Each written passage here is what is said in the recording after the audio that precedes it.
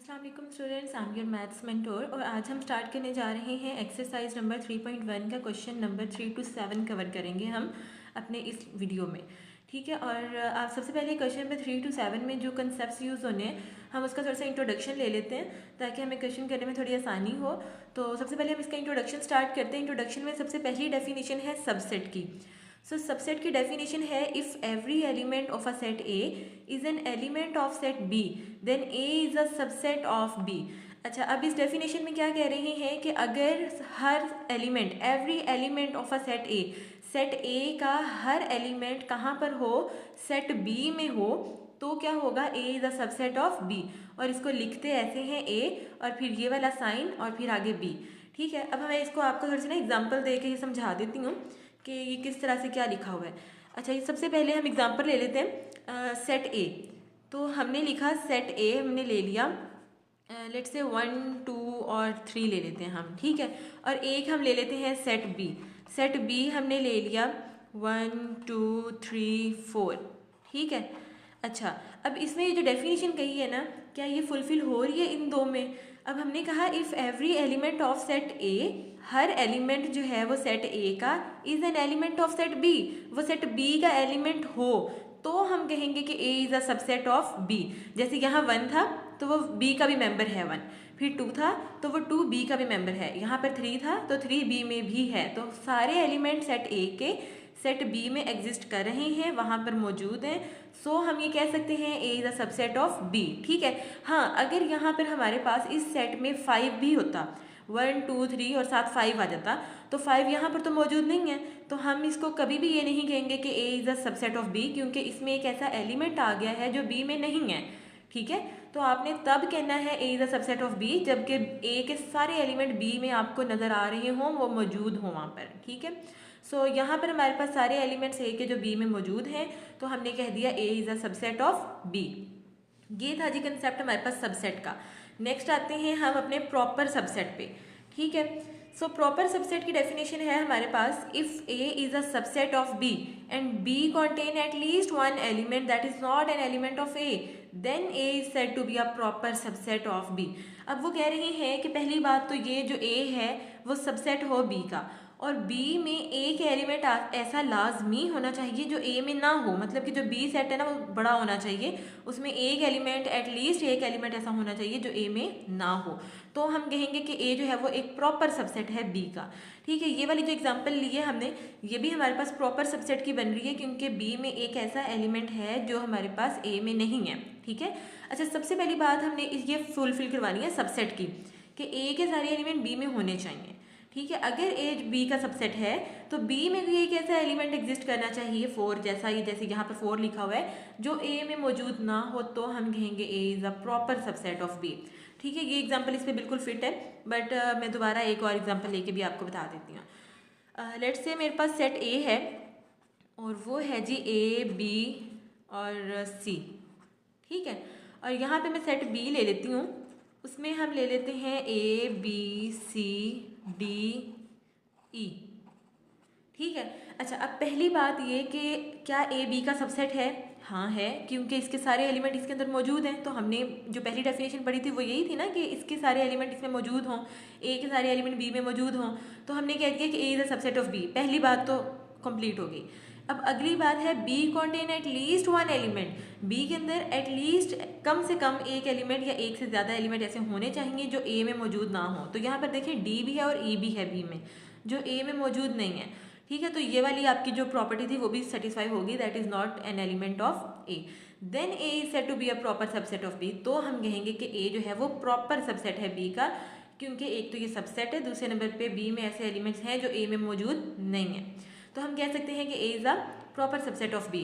तो यहाँ पर हमारे पास डेफिनेशन क्लियर होती है प्रॉपर सबसेट की भी।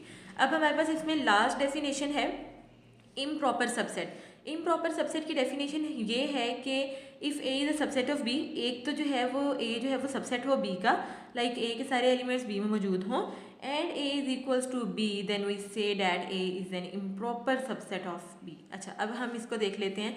अच्छा, अब ये इक्वल है तो इसकी एग्जांपल ले लेते हैं। ये मैंने ए ले लिया 1 2 3। ठीक है, अब मैं ले लेती हूँ सेट बी। सेट बी में मैं 1 2 3, ठीक है। अब ये देखें, क्या ए जो है वो सबसेट है बी का? हाँ बिल्कुल है, क्योंकि इसके सारे एलिमेंट यहाँ पर मौजूद हैं और सबसेट की यही डेफिनेशन होती है कि अगर ए के सारे एलिमेंट बी में मौजूद हैं तो आप कह सकते हैं कि A is a subset of B.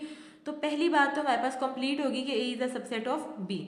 दूसरी बात आती है कि ए जो है वो बी के इक्वल भी हो, तो ए जो है वो बी के इक्वल भी है, जो जो एलिमेंट्स इसमें वही इसमें हैं, then we say that A is an improper subset of B. तो हम कहेंगे A is an improper subset of B. अच्छा, अब प्रॉपर और इम्प्रॉपर में अगर मैं डिफरेंस देखूँ तो क्या डिफरेंस हमने पढ़ा है? इसमें ऐसा होता है कि एक तो ए जो है वो बी का सबसेट होता है, इसमें भी ए जो है वो बी का सबसेट होता है। इन दोनों में डिफरेंस ये है कि इसमें कुछ एलिमेंट्स ऐसे होते हैं, एटलीस्ट 1 होना चाहिए, एक से ज़्यादा भी हो सकते हैं, जो ए में मौजूद ना हो। बी में ऐसे एलिमेंट्स होने चाहिए जो ए में मौजूद ना हो। लेकिन इसमें ऐसी कोई वो प्रॉपर्टी नहीं है कि बी में ऐसे एलिमेंट्स हों जो ए में मौजूद ना हो, बल्कि इसमें वो प्रॉपर्टी है कि ये दोनों इक्वल हों, यहाँ पे कोई एक्स्ट्रा होना ही नहीं चाहिए, ठीक है। ये दोनों इक्वल हों तो हम क्या कहेंगे कि ये इम्प्रॉपर सबसेट है, ठीक है। सो ये हमारे पास थी जी 3 डेफिनेशंस, बेसिक सी डेफिनेशन, सबसेट, प्रॉपर सबसेट और इम्प्रॉपर सबसेट। ये हम अब नेक्स्ट आगे यूज़ करेंगे अपने क्वेश्चंस में। आई होप कि आपको यहाँ तक समझ आ गई होगी। हम अपने क्वेश्चन स्टार्ट करते हैं। ओके जी, सो नेक्स्ट हम स्टार्ट कर रहे हैं अपनी एक्सरसाइज नंबर 3.1 का क्वेश्चन नंबर 3। क्वेश्चन नंबर 3 की स्टेटमेंट है right 2 proper subsets of each of the following sets. अब वो कह रही हैं कि आपको ये सेट्स गिवन है और आपने क्या करने हैं, इनके प्रॉपर सबसेट्स बताने हैं, ठीक है। प्रॉपर सबसेट्स वो वाले सबसेट्स होते हैं आपके पास। अब इसके अगर मैं सबसेट बताऊं, ठीक है, प्रॉपर सबसेट, तो इसके प्रॉपर सबसेट में इसके वो वाले सबसेट्स आएंगे जो कि इससे कम हो, मतलब कि ये वाला सेट है ना आपका, इसमें एटलीस्ट 1 एलिमेंट ऐसा हो जो उस सेट में ना हो, ठीक है। जैसे कि अभी देखें, ये है ए बी सी, मैं यहाँ पर एक लिख देती हूँ, इसका सबसेट लिख देती हूँ। मैंने इसका एक सबसेट लिख दिया ए, ठीक है। अब ये क्या इसका प्रॉपर सबसेट है, ये कैसे पता चलेगा? देखिए, ये सबसे पहले तो ये देखें, ये सबसेट है। इसका सबसेट हम देखते हैं, अगर ये वाले सारे एलिमेंट इसमें हैं तो हम कहते हैं कि this one is the subset of this set. अब ए है और ए इसमें भी मौजूद है, तो हमने कहा कि ये वाला जो सेट है ना, ये इसका सबसेट है। अब प्रॉपर सबसेट देखने के लिए हम ये देखते हैं कि इस सेट में एटलीस्ट 1 एलिमेंट ऐसा होना चाहिए जो हमारे इस सेट में ना हो, ठीक है। तो बी और सी ऐसे एलिमेंट्स हैं जो हमारे पास हमारे इस जो हमने सेट बनाया है इसमें मौजूद नहीं है। सो हम कह सकते हैं कि ये वाला जो सेट है हमारे पास, ये प्रॉपर सबसेट है इस बड़े वाले सेट का जो ए बी सी उन्होंने गिवन दिया था, ठीक है। ये तो हमने एक प्रॉपर सबसेट बताया। अभी हमने दूसरा बताना है। क्वेश्चन में कहा है 2 प्रॉपर सबसेट्स, तो दूसरा प्रॉपर सबसेट कैसे बताएंगे हम? अब ये पूरा नहीं आना चाहिए, इसमें से आप कोई से 2 एलिमेंट्स उठा लें, ठीक है। आप ए सी भी उठा सकते हैं, बी सी भी उठा सकते हैं, कुछ भी आप लिख दें। तो मैंने ले लिया बी सी। अब ये देखें कि ये क्या ये प्रॉपर सबसेट है? प्रॉपर सबसेट के लिए सबसे पहले हम ये देखते हैं कि ये सबसेट होना चाहिए। सबसेट में बी सी इसमें भी है और इसमें भी है, दैट्स मीन कि ये सबसेट है।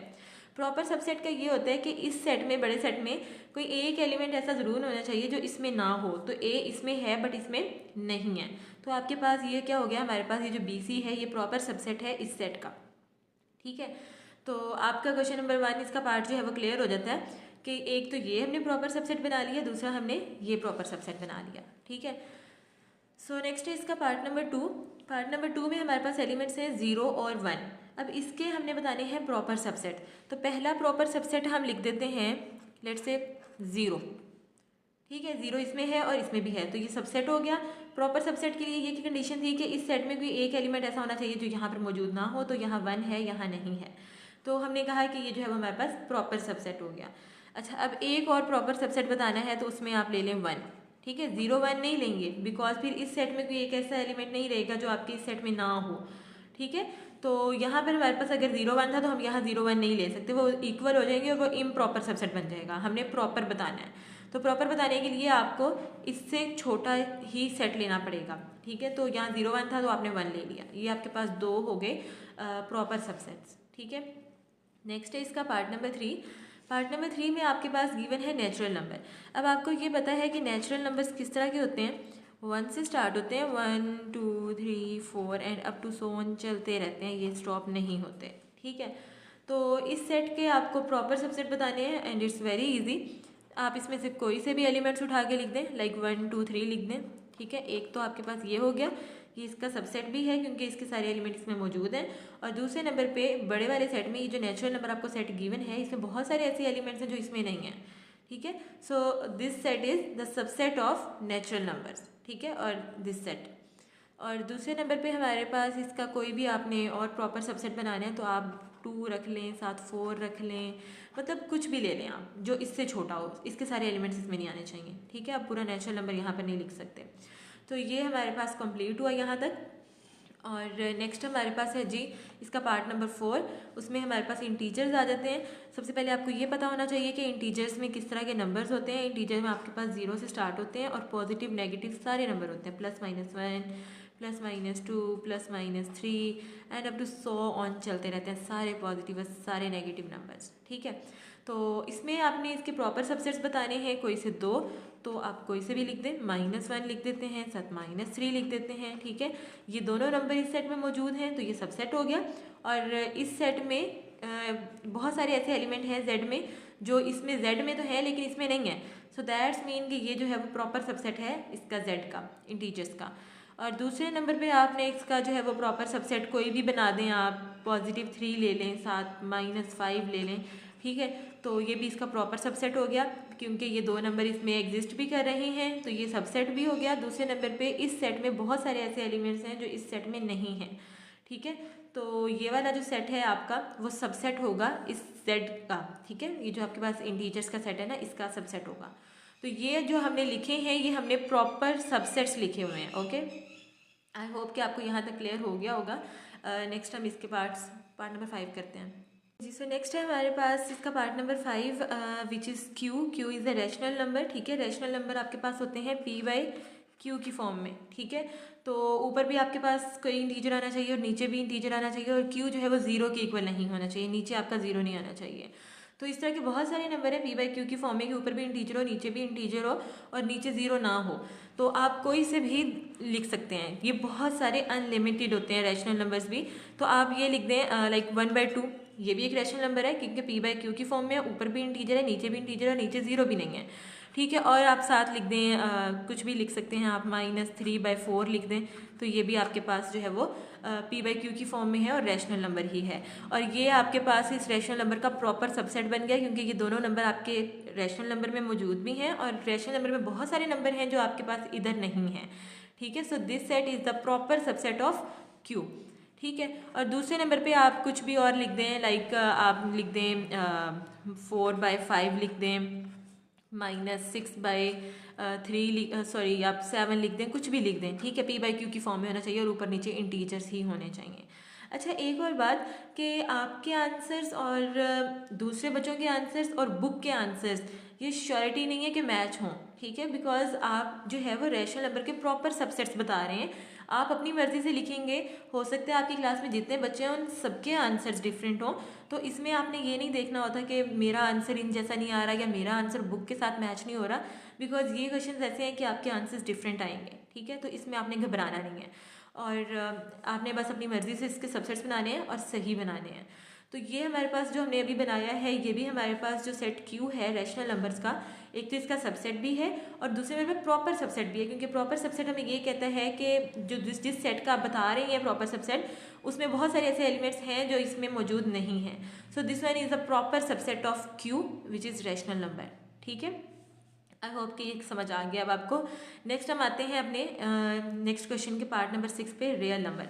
अच्छा, R जो है ना वो रियल नंबर है और रियल नंबर जो है वो बहुत बड़ा सेट होता है, इसमें आपके पास रैशनल्स भी सारे आ जाते हैं, इररेशनल्स भी सारे आ जाते हैं।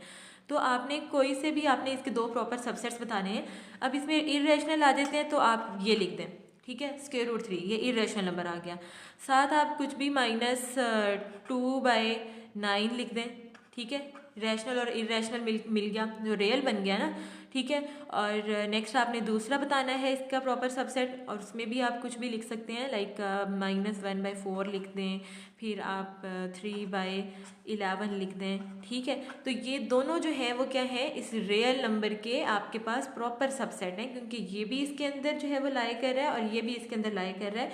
और रियल नंबर बहुत बड़ा सेट है, इसमें बहुत सारे ऐसे एलिमेंट्स हैं जो इन दोनों में मौजूद नहीं हैं, लिहाजा ये 2 सेट्स जो हैं वो आपके पास प्रॉपर सबसेट्स कहलाते हैं रियल नंबर के, R के, ठीक है।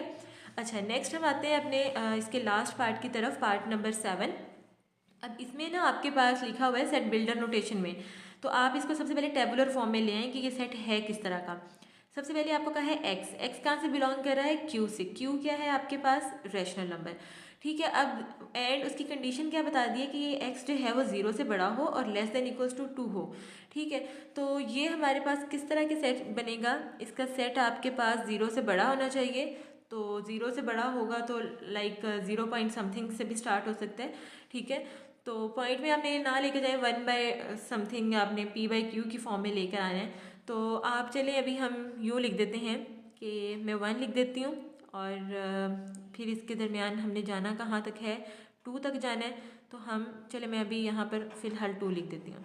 अभी मैंने ये पूरा सेट इसलिए नहीं बनाया, देखें ये 0 से बड़ा था तो मैंने 1 ले लिया, कंसीडर कर लिया, और हमारे पास 2 से लेस देन और इक्वल्स टू 2 के हैं, तो मैंने यहाँ पर 2 लिख दिया कि 2 के या लेस और या फिर इक्वल, तो हमने इक्वल तक ले गए।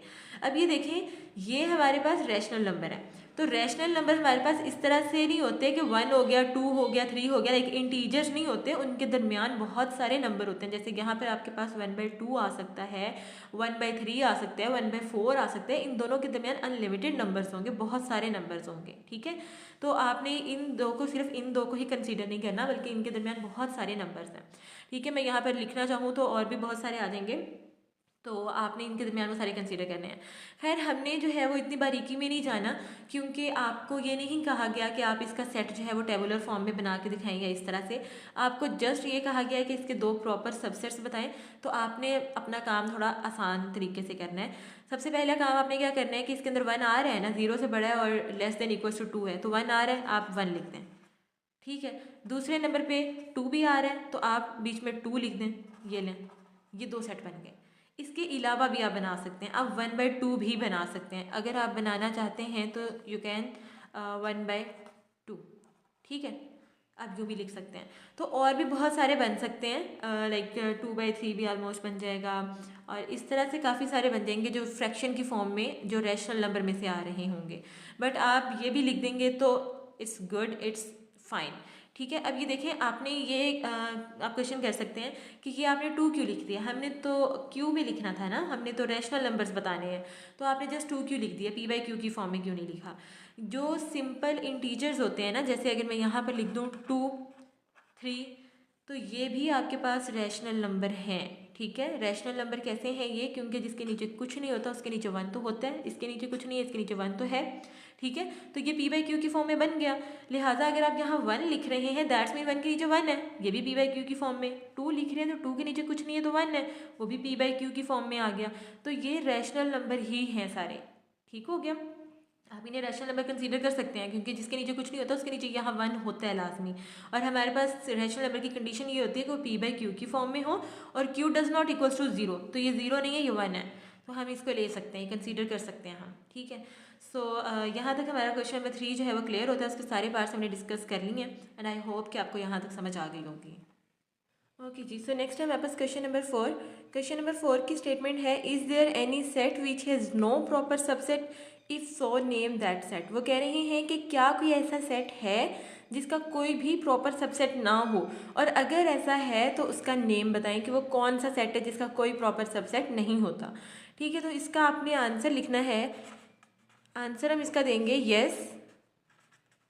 अच्छा, अब हमने कहा हाँ इस तरह का सेट होता है, अब हमने नाम बताना है कि कौन कौन से सेट ऐसे होते हैं जिनका कोई भी प्रॉपर सबसेट नहीं होता। तो आपने इसका नाम बताना है येस एम्प्टी सेट, ठीक है, एम्प्टी सेट और नल सेट, और नल सेट, ठीक है। अब एम्प्टी सेट कौन सा होता है, एम्प्टी सेट आपके पास होता है कोई सा भी लाइक ऐसा सेट जिसके अंदर कोई भी एलिमेंट ना हो, ठीक है। और नल सेट आपके पास कौन सा होता है, 5, वही कि इसमें आपके पास कोई सेट नहीं होता, एक ये बस नल होता है ये, ठीक है। ये एम्प्टी सेट और null set is a set, ये 2 सेट ऐसे हैं जिनका कोई भी प्रॉपर सबसेट नहीं होता, ठीक है, which has no proper subset. आपने यहाँ लिख देना है which has no proper subset, ठीक है। अब इनका प्रॉपर सबसेट क्यों नहीं होता? अब देखिए, हमने कहा कि एम्प्टी सेट और नल सेट ऐसे सेट हैं जिसका कोई प्रॉपर सबसेट नहीं होता। ये इसलिए नहीं होता, देखिए ये एक सेट है एम्प्टी सेट, इसके अंदर कुछ नहीं है। जब आप इसका कोई सा भी एक सबसेट लेंगे तो उसमें ऐसा क्या लेंगे जो, अगर मैं कहूँ कि मैं इसका एक सबसेट लेती हूँ तो मैं इसका सबसेट क्या लूँगी, यही लूँगी ना, एम्प्टी सेट ही लूँगी, इसका सबसेट और कुछ आ ही नहीं सकता। सो वो इसके इक्वल आ जाएगा और वो इम्प्रॉपर सबसेट बन जाएगा, वो प्रॉपर सबसेट नहीं रहेगा। प्रॉपर सबसेट ये होता है कि इसका मैं एक सबसेट लूँ, ठीक है, और इसमें एक एलिमेंट ज़्यादा हो, एटलीस्ट वन एलिमेंट ज़्यादा हो इसके सबसेट से। जो भी मैं इसका सबसेट लूँ ना, वो इससे छोटा हो और ये वाला उससे बड़ा हो। बट इसका आप कोई सा भी सबसेट ले लेंगे ना, वो इसके बराबर ही आएगा, क्योंकि ये खुद एम्प्टी सेट है, इसका सबसेट भी एम्प्टी सेट ही आएगा, वो दोनों इक्वल हो जाएंगे और वो बन जाएगा इम्प्रॉपर सबसेट, प्रॉपर सबसेट नहीं रहेगा। ठीक है, इसलिए हम कहते हैं कि एम्प्टी सेट और नल सेट ऐसे सेट हैं जिनका कोई भी प्रॉपर सबसेट नहीं होता। जब भी हम इसका सबसेट लेते हैं तो वो हमारे पास इनके इक्वल ही आता है। क्लियर? सो नेक्स्ट टाइम हमारे पास इसका क्वेश्चन नंबर 5, क्वेश्चन नंबर 5 की तरफ चलते हैं। क्वेश्चन नंबर 5 की स्टेटमेंट है, what is the difference between set A B and brackets हैं, उसके अंदर दोबारा ब्रैकेट्स हैं और फिर ए बी लिखा हुआ है। तो वो कह रहे हैं कि इन दोनों के अंदर डिफरेंस क्या है। तो आपने एक बात याद रखनी है कि ये वाला जो सेट है ना, इसके अंदर ब्रैकेट के अंदर कितने एलिमेंट्स हैं, ए और बी, 2 एलिमेंट्स हैं। तो आपने ये कह दिया कि इसके अंदर 2 एलिमेंट्स हैं। और ये वाला जो सेट है ना, इसके अंदर देखें एक ब्रैकेट है, तो आपने टोटल कंसीडर करना होता है बाहर वाली ब्रैकेट के अंदर क्या चीज़ है। तो ये तो एक ही ब्रैकेट के अंदर 2 एलिमेंट्स है, आपने 2 लिख दिए, बट यहाँ पर आपके पास ना ये पूरा का पूरा एक एलिमेंट कंसीडर होगा, अंदर वाली ब्रैकेट और ए बी। ठीक है, मतलब बाहर वाली ब्रैकेट के अंदर एक ही ब्रैकेट है ना, दैट्स मीन कि वो एक ही एलिमेंट है। तो आपने ये लिखना है कि इन दोनों के अंदर जो डिफरेंस है वो ये है, आप यहाँ लिख दें फर्स्ट सेट। ठीक है, फर्स्ट सेट हमारे पास कौन सा है, ये वाला है, फर्स्ट सेट दिस वन, ये वाला। ठीक है, अब इसके अंदर कितने एलिमेंट है आपने लिखना है, first set A B has 2 elements, 2 elements A and B. ठीक है, कि पहले के अंदर 2 एलिमेंट है ए और बी, और ये वाला जो है ना, ये वाला सेट अब आपने लिखना है एंड सेकेंड सेट।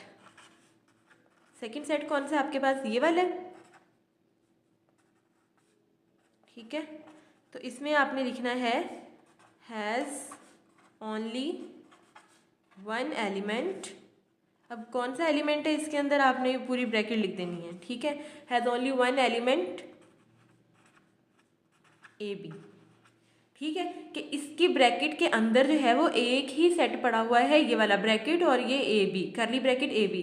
तो आप इसको एक एलिमेंट कंसीडर कर रहे होते हो, क्योंकि आप बाहर वाली ब्रैकेट्स के अंदर देख रहे होते हैं। ठीक है, इसी तरीके से अगर मैं आपको एग्जांपल दूं, ये क्वेश्चन तो हमारे पास सॉल्व हो गया कि इसके अंदर और इसके अंदर डिफरेंस ये है कि इसके अंदर 2 एलिमेंट है और इसके अंदर एक। अब मैं आपको इसकी एग्जांपल देती हूँ, वो इससे, इस क्वेश्चन से उसका कोई ताल्लुक नहीं है, जस्ट आपको समझाने के लिए एक एग्जांपल दूंगी मैं। अब ये देखें, अब मेरे पास अगर एक सेट है ये, ठीक है, तो इसके अंदर कितने एलिमेंट्स हैं, इसके अंदर एक एलिमेंट आप इसको कंसीडर करोगे और एक एलिमेंट आप इसको कंसीडर करोगे। तो इस सेट के अंदर 2 एलिमेंट हैं, एक ये करली ब्रैकेट ए बी और दूसरे नंबर पे सी। ठीक है, तो ब्रैकेट के अंदर जो आपके पास आउटर ब्रैकेट होती है ना, उसके अंदर अगर ब्रैकेट आ रही है तो वो एक ही एलिमेंट कंसीडर होगा, चाहे उसके अंदर जितने भी एलिमेंट्स आ जाएं। ठीक है ना, तो यहाँ पर आपके पास टोटल 2 एलिमेंट्स हैं, this one is first and this one is second. So इसलिए हमने इसके अंदर जो है वो डिफरेंस ये बताया कि इसके अंदर 2 एलिमेंट है और इसके अंदर सिर्फ एक ही है, क्योंकि ये ब्रैकेट आपके पास जस्ट एक ही थी अंदर, तो आपने कहा कि ये पूरा का पूरा एक एलिमेंट कंसीडर होगा। ठीक है, तो यहाँ तक हमारा क्वेश्चन नंबर 5 जो होता है कंप्लीट होता है। अब हम क्वेश्चन नंबर 6 की जानिब चलते हैं।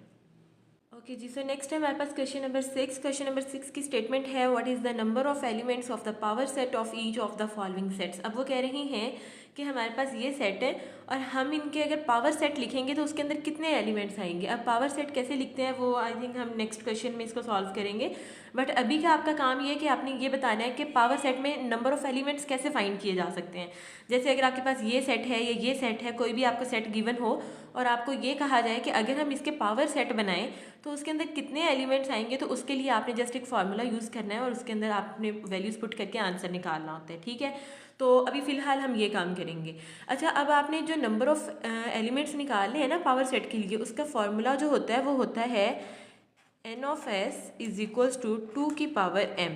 ठीक है। अब ये एन ऑफ एस क्या है, नंबर ऑफ एलिमेंट्स, ठीक है, ये number of subsets in power set, ठीक है, लाइक पावर सेट में आपके पास नंबर ऑफ एलिमेंट्स कितने हैं ये उस चीज़ को शो कर रहा होता है, एन ऑफ एस, ठीक है, इज इक्वल्स टू 2 की पावर m। अब ये m क्या है, ये आपके पास ये जो सेट आपको गिवन है ना, इसके अंदर जो एलिमेंट्स हैं वो शो कर रहा है। तो अगर आपने एन ऑफ एस निकालना है, लाइक नंबर ऑफ एलिमेंट्स निकालने हैं पावर सेट के, तो उसके लिए आपको क्या करना पड़ेगा, 2 की पावर m, 2 की पावर में आपने वो लिखना है जो इन सेट के अंदर नंबर ऑफ एलिमेंट्स हैं, ठीक है। अभी मैं इसका आपको बताती हूँ।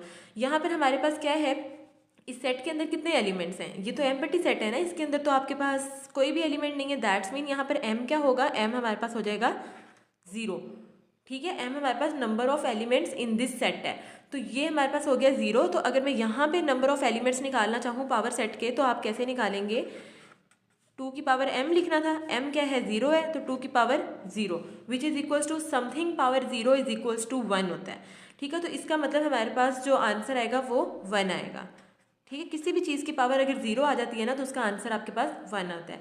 तो आपने यहाँ से ये चीज़ देखी कि एन ऑफ एस जो नंबर ऑफ एलिमेंट्स हैं पावर सेट के, इस सेट के लिए वो कितने हैं, 1 है। अगर आप इस सेट का पावर सेट बनाएंगे ना, तो उसके अंदर जस्ट 1 एलिमेंट आएगा। क्लियर। अच्छा, अब आगे चलते हैं हम सेकंड पार्ट की तरफ इसके। अब यहाँ पर भी आपने निकालने हैं number of elements in the power set, और उसके लिए फॉर्मूला लगेगा 2 की पावर m, और 2 की पावर m में m होता है number of elements in this set. अब इसमें कितने हैं आपके पास एलिमेंट्स, टोटल 2 हैं, तो आपने लिख देना है 2 की पावर 2। तो यहाँ पर आपके पास जो n ऑफ s निकलेगा वो आ जाएगा 2 2 ज़र 4, तो आपने 4 लिख देना है, 2 का स्क्वायर मतलब 2 मल्टीप्लाई बाय 2, ठीक है। सो नेक्स्ट हमारे पास इसका पार्ट नंबर 3 देख लेते हैं। यहाँ पे भी हमने क्या निकालना है जी, नंबर ऑफ एलिमेंट्स निकालने हैं पावर सेट के। तो आपने यहाँ पर 2 की पावर m लिखना है, m आपके पास क्या है 1 2 3 4 5 6 7, ठीक है। तो ये टोटल हमारे पास कितने एलिमेंट्स हैं जी, 7 हैं, तो आपने यहाँ लिख देना है 7। और फिर हम इसको 2 की पावर 7 को कैसे सॉल्व करते हैं, 2 को इट सेल्फ आपने 7 टाइम्स मल्टीप्लाई करवा देना होता है, ठीक है। तो ये चीज़ आपके पास आ जाएगी 3 and 3 6 and 7। तो 2 2 ज़र 4, 4 2 ज़र 8, 8 2 ज़र 16, 16 2 ज़र 32, 32 2 ज़र 64, 64 2 ज़र 128। तो आंसर आ जाएगा 128। आप इसको कैलकुलेटर पे जस्ट लिखें और आंसर निकाल लीजिएगा, तो आपका आंसर आ जाएगा 128। तो ये चीज़ हमने इसको सॉल्व कर ली। नेक्स्ट है हमारे पास इसका पार्ट नंबर 4। आई गेस इस क्वेश्चन में थोड़ी मिस्टेक है, यहाँ पर 0 नहीं आना था, यहाँ पर 1 आना था, ठीक है। तो वो आपके पास इस क्वेश्चन में कोई चेंज नहीं आएगा। नेक्स्ट जस्ट यहाँ पर आप चेंज कर लेंगे, आंसर सेम यही रहेगा, क्योंकि यहाँ पर एलिमेंट तो एक ही आएगा ना, यहाँ पर 0 की जगह 1 भी लिख देंगे तो फिर भी नंबर ऑफ एलिमेंट्स आपके पास टोटल 7 ही रहेंगे, ठीक है। तो ये आप करेक्ट कर लीजिएगा। नेक्स्ट हमारे पास इसका पार्ट नंबर 4 है। तो वहाँ पर भी हमने सेम एन ऑफ एस निकालना है और 2 की पावर m लिखना है, और m हमारे पास क्या है 1 2 3 4 5 6 7 8। तो टोटल नंबर ऑफ एलिमेंट्स कितने हैं जी, 8 हैं। तो आपने यहाँ लिख देना है 8, एंड जस्ट अगेन आपने 2 multiply by 2 multiply by 2 multiply by 2 multiply by 2 multiply by 2 3 and 3 6 7 and 8। तो आपने 8 टाइम 2 को मल्टीप्लाई करवा देना है, और आपके पास इसका आंसर आ जाएगा विच इज़ ऑलमोस्ट 256, ठीक है। आप जस्ट कैलकुलेटर पे ये सारे लिख लीजिएगा। तो 2 को इट सेल्फ आपने 8 टाइम मल्टीप्लाई करवा देना है, ओके। सो नेक्स्ट है हमारे पास इसका पार्ट नंबर 5। पार्ट नंबर 5 में भी आपने नंबर ऑफ एलिमेंट्स निकालने हैं पावर सेट के।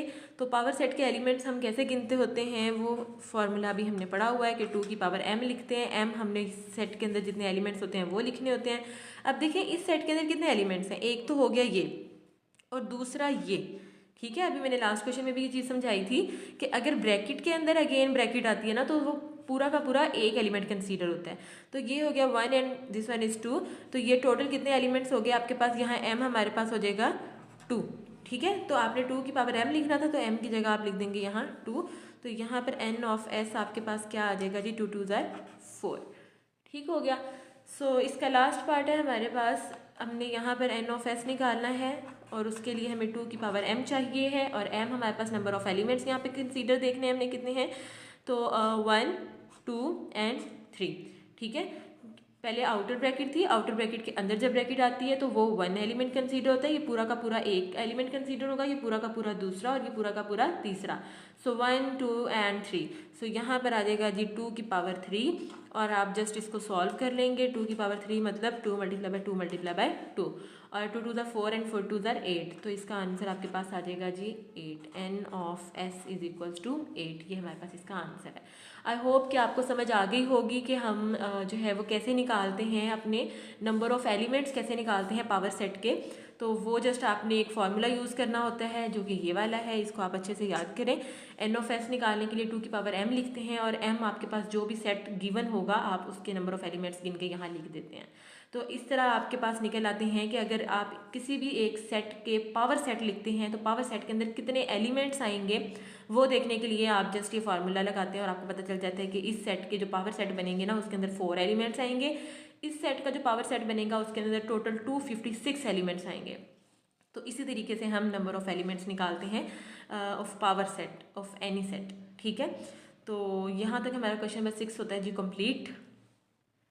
सो नेक्स्ट है हमारे पास क्वेश्चन नंबर 7। क्वेश्चन नंबर 7 की स्टेटमेंट है write down the power set of each of the following set.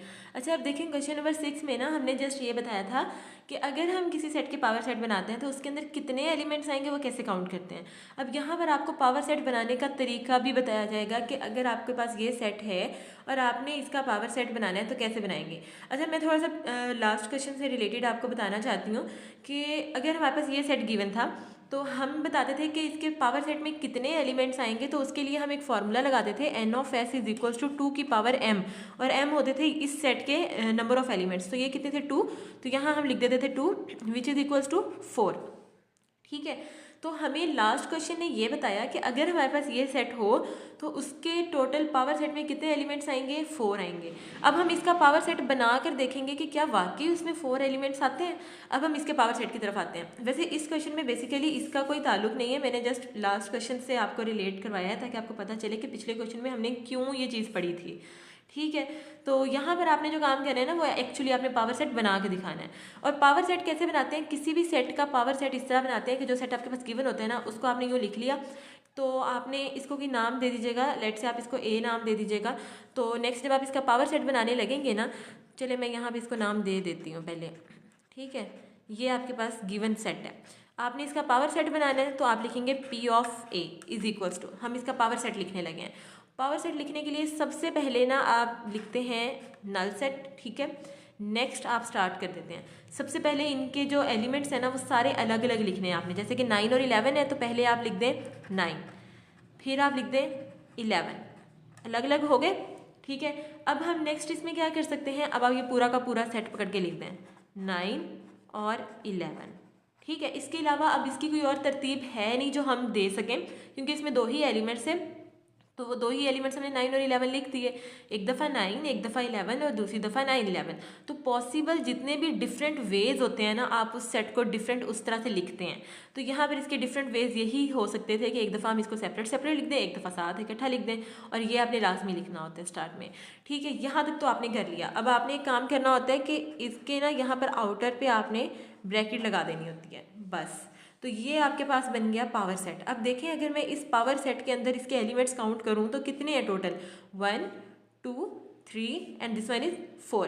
तो इसमें टोटल 4 ही एलिमेंट्स हैं जो मैंने अभी यहाँ पे फॉर्मूला से भी बताया था आपको कि अगर मैं ये वाला फार्मूला यूज़ करती हूँ तो मुझे पता चल जाता है कि पावर सेट में टोटल कितने एलिमेंट्स हैं। तो हमने देख भी लिया कि इसमें टोटल 4 ही एलिमेंट्स आते हैं।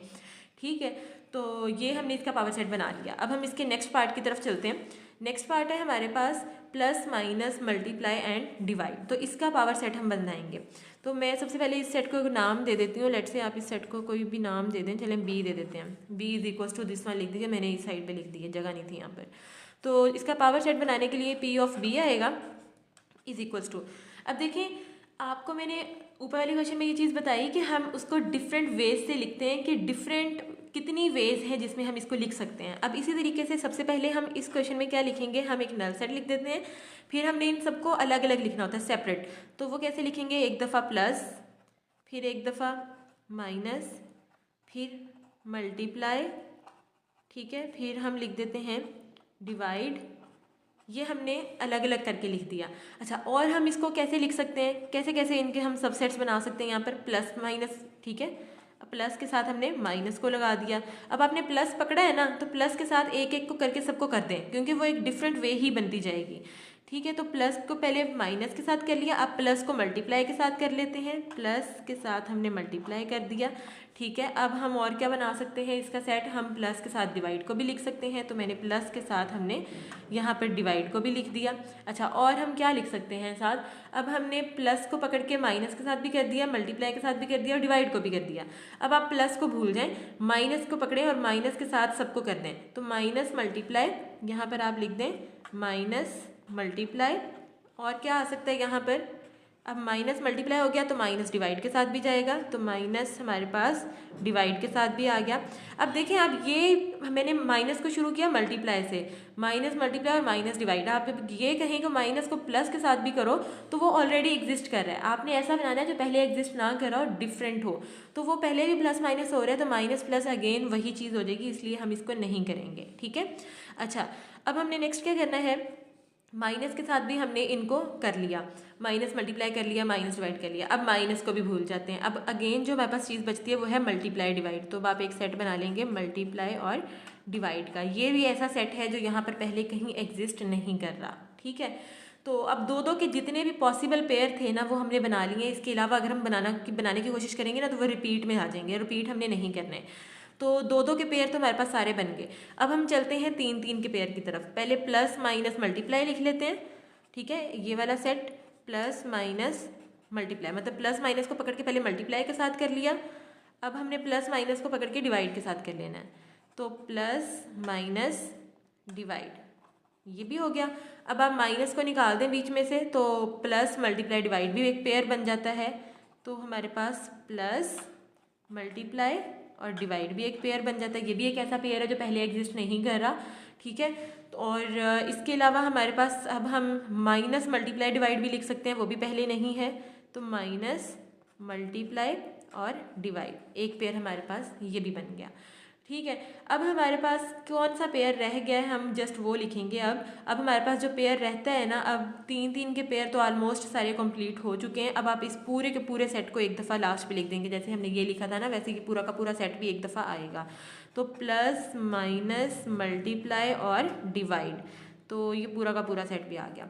अच्छा, अब इसमें टोटल एलिमेंट्स गिनते हैं। 1 2 3 4 5 6 7 8 9 10 11 12 13 14 15 एंड 16। टोटल हमारे पास बन गए हैं जी 16 एलिमेंट्स। अब मैं यहाँ पर इसकी लगा देती हूँ ब्रैकेट्स। ठीक है, हमने ये देखा था कि हम सारे लिख के ना एंड पे हम ब्रैकेट्स लगा देते हैं। अच्छा, अब इसके अंदर मेरे पास आया टोटल 16 एलिमेंट्स। तो अगर मुझे पता ना चल रहा हो कि ये सारे पूरे हो गए हैं या अभी भी कोई एक ऐसा सेट बन सकता है जिसमें मौजूद ना हो कोई ऐसा डिफरेंट सेट, तो मुझे कैसे पता चलेगा कि ये काफ़ी है, ये पूरे हो गए हैं।